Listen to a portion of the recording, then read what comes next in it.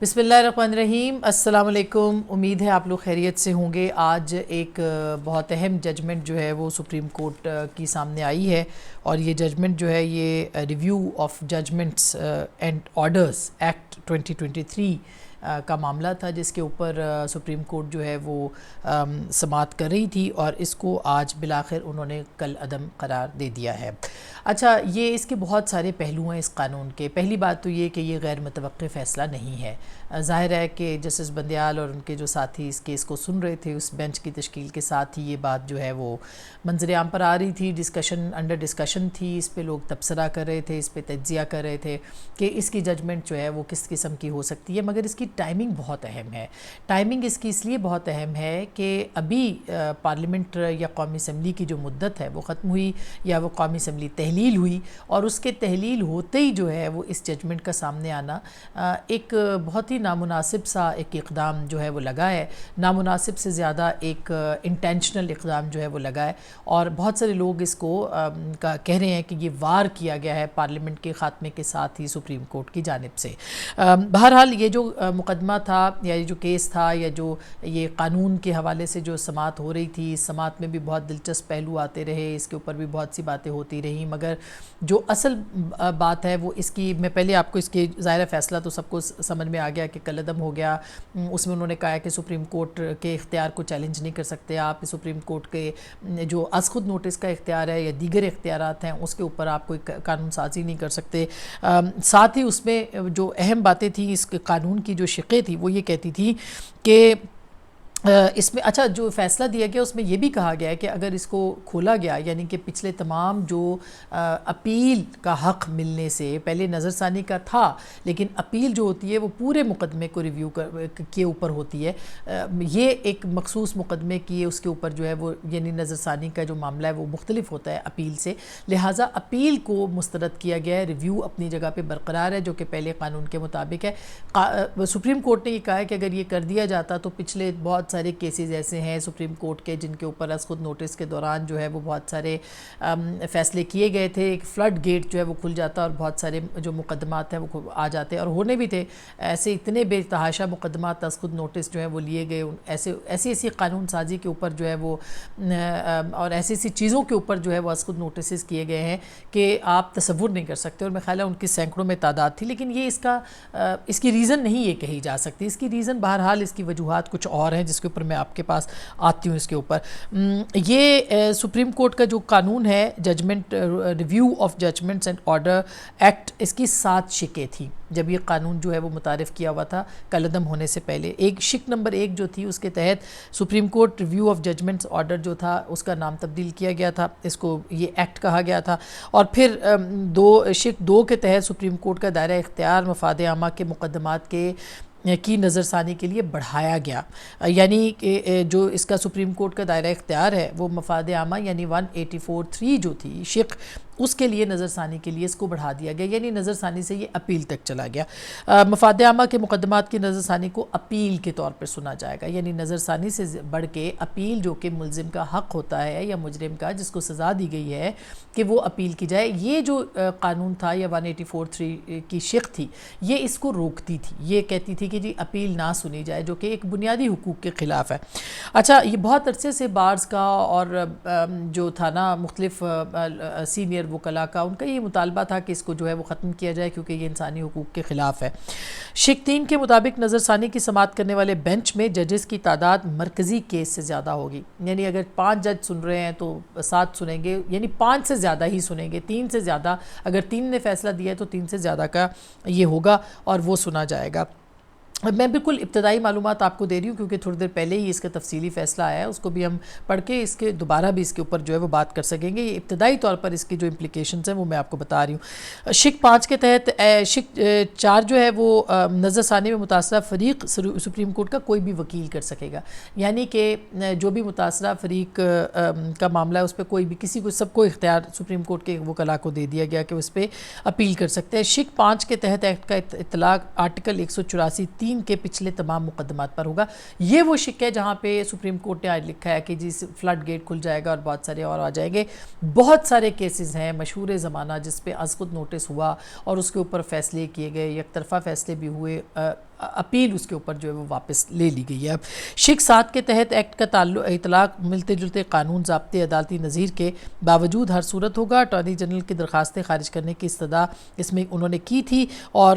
پھر اس کے بعد جو ہے وہ تمام فریقین کو سنا گیا تھا. اس میں علی ظفر صاحب نے بھی دلائل دیے تھے اور ترمیم کو لازم قرار دینے کا مدعا جو ہے وہ پیش کیا تھا قانون سازی کے لیے آئینی ترمیم کو, یعنی علی ظفر صاحب نے کہا تھا کہ اس میں آئینی ترمیم کی ضرورت ہے اور ایگزیکٹلی آج فیصلے میں یہی کہا گیا ہے اور 2 مہینے تک اس فیصلے کو محفوظ کیا گیا تھا. آج جو فیصلہ ہے اس کے اندر انہوں نے ایک فرما دیا کہ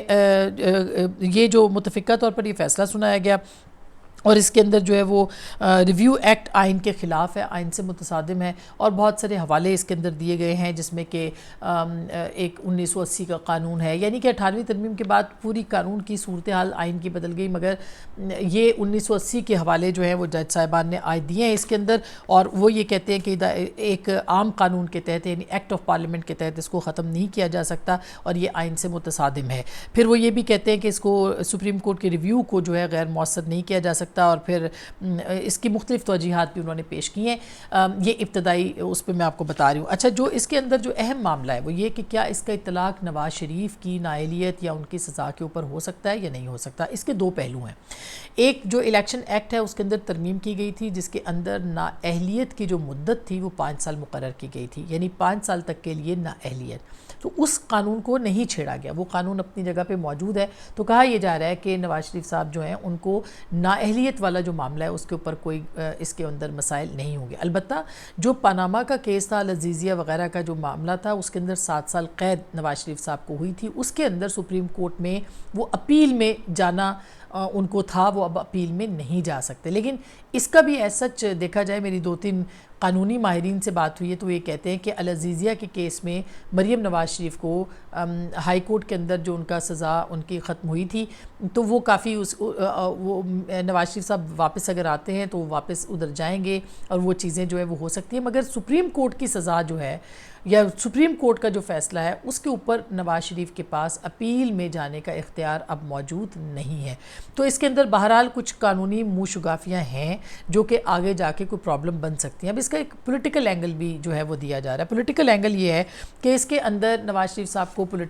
جو قانونی منہ شگافیاں ہیں ان کا سامنا کرنا پڑ سکتا ہے, جبکہ جو آپ کے جو اس معاملات کے اوپر ان کی نااہلیت ہے وہ ختم ہو چکی ہے. الیکشن لڑ سکتے ہیں اور الیکشن لڑ کے وہ آ سکتے ہیں. 5 سال کی مدت تھی, وہ قانون وہی قانون ہے اور عمران خان صاحب کو جیسے ابھی جو ہے وہ ان کا ختم کیا ہے یا ان کو سزا ہوئی ہے, ان کی نااہلیت الیکشن کمیشن سے ہوئی ہے تو وہ بھی 5 سال کی مدت کا کہا جا رہا ہے کہ وہ 5 سال تک ایلیجبل ہو جائیں گے اور پھر الیکشن جو ہے وہ لڑ سکتے ہیں. لیکن جو اصل معاملہ ہے وہ یہ ہے کہ اب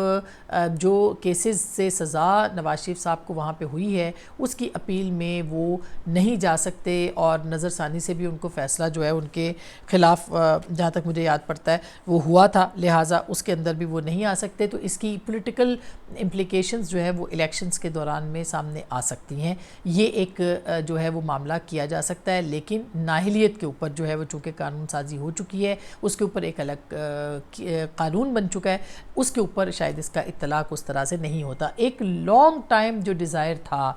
سارے کیسز کا, بھلے آپ ان کو کہیں کسی اور کو کہیں یا یہاں کہیں یا وہاں کہیں, مگر ایک بنیادی حق ہے کسی بھی ملزم کا کہ اگر سو موٹو کے اندر اس کو کوئی سزا ہوئی ہے, یہ ملزم کو یا کسی چیز کے اوپر کوئی فیصلہ ایسا دے دیا گیا ہے, اس کو کریکٹ کرنے کے لیے اپیل کا حق جو ہے وہ دنیا کی کوئی طاقت اس کو نہیں روکتی اور یہ اس کے پاس اپیل کا اختیار ہی نہیں ہے, جو کہ اس قانون کی بنیادی اس کے اندر جو ہے وہ معاملات تھے اور اس کے اندر ڈرا بیک تھا جس کے خلاف جو ہے وہ پاکستان کے جتنے بھی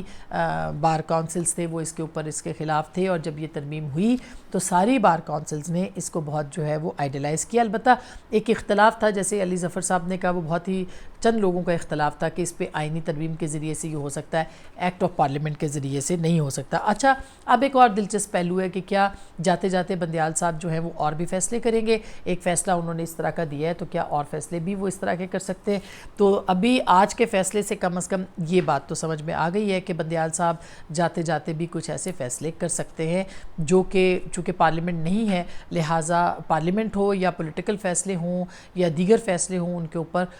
وہ اپنی جو ایک جسے کہنا چاہیے اپنا جاتے جاتے بھی فیصلہ کوئی ایسا سنائیں گے جو کہ جس کی وائبریشن ہوگی، جس کے اوپر بہت زیادہ جو ہے وہ معاملات جو ہیں وہ الٹے ہو سکتے ہیں وغیرہ وغیرہ۔ یہ خدشات بہرحال اس وقت تک موجود ہیں، اور جہاں تک اس بات کا تعلق ہے کہ اگلے آنے والے چیف، ایک تو یہ کہ اسپیکر صاحب جو ہیں وہ اس کے خلاف جا سکتے ہیں ریویو میں، اس کیس کے خلاف، جو اس معاملے کے خلاف جو کہ ابھی تھا، اور دوسری طرف جو ہے آنے والے جو چیف جسٹس ہیں، اگر ان کے پاس، چونکہ یہ قانون بن چکا تھا کہ آپ سپریم کورٹ کے اختیارات کو محدود کر سکتے ہیں، 184(3) کو محدود کر سکتے ہیں، جج کا بینچ بنانے کا فیصلہ اور یہ تمام فیصلہ، یہ اس طرح کی بہت ساری اور بھی چیزیں، لیکن یہ جو چیز تھی کہ مرکزی جو کیس ہے اس کو بینچ کو بڑھایا جائے گا، اور یہ سارے کے سارے ہو سکتا ہے کہ جب جسٹس قاضی فائز عیسیٰ صاحب آئیں تو اس کے اوپر جو ہے وہ معاملات کو دیکھ لیں۔ لیکن ابھی تک تو یہ جو صورتحال ہے، اس صورتحال کے اندر یہ کہا جا سکتا ہے کہ یہ کافی اسمبلی کے خلاف، اس کے جاتے ہی اس کی ٹائمنگ کے اوپر انہوں نے یہ جو ہے یہ فیصلہ کیا ہے۔ بہرحال اب دیکھتے ہیں کہ کہاں کہاں دفاع ہوگا۔ ابھی ایسے لگتا ہے آج کے فیصلے کے بعد کہ ابھی فلم باقی ہے، ابھی صرف ٹریلرز آئے ہیں اس آخری 1 مہینے کے اندر، اسمبلی کے جانے کے بعد اور قاضی فائز عیسیٰ کے آنے سے پہلے۔ تو آپ اپنا خیال رکھیے گا، ہم آپ کو اپڈیٹ کرتے رہیں گے۔ اللہ نے کے بعد۔